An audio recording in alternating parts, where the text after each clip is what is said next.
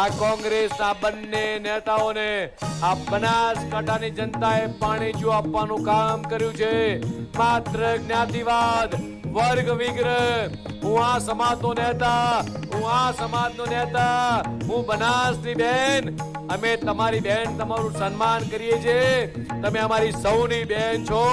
પણ તમે જે લોકસભાની અંદર જઈ ગુજરાતની તમામ બહેનોનું, બનાસની તમામ બહેનોનું અને દેશની 70 કરોડ મહિલાઓનું તમે જે અપમાન કર્યું છે નારી વંદના અધિનિયમ અંતર્ગત, આ બનાસની બહેનો ક્યારેય નહીં ભૂલે.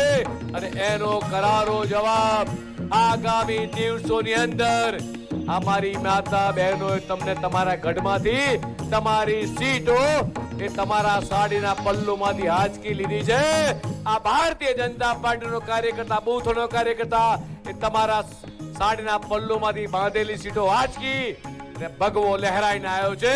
નતમસ્તક વંદન કરવાનું મન થાય મિત્રો તમામ કાર્યકર્તાઓને. એવી ભાષાનો ઉચ્ચાર કરવામાં આવે કે અમે બનાસકાંઠામાં આટલા વર્ષો પછી જીતીને જ્ઞાનીબેન ઠાકોરની સાડીના પલ્લુમાંથી અમે સીટો ખેંચી લીધી. આ શબ્દો જે અમને વાપર્યા છે એ મારું અપમાન નહીં, બનાસકાંઠાની તમામ મહિલાઓનું અપમાન છે.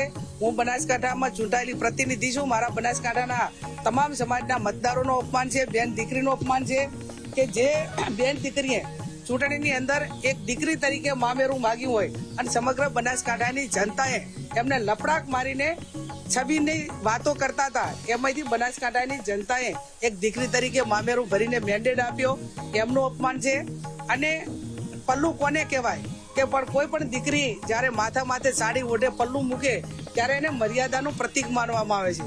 તો એ હું માનું છું ત્યાં સુધી કદાચ એમને સંસ્કૃતિનું, પરંપરાનું કે એની એ સાડીના પલ્લુનું એક મહિમા શું છે એ કદાચ એમને નહીં ખબર હોય.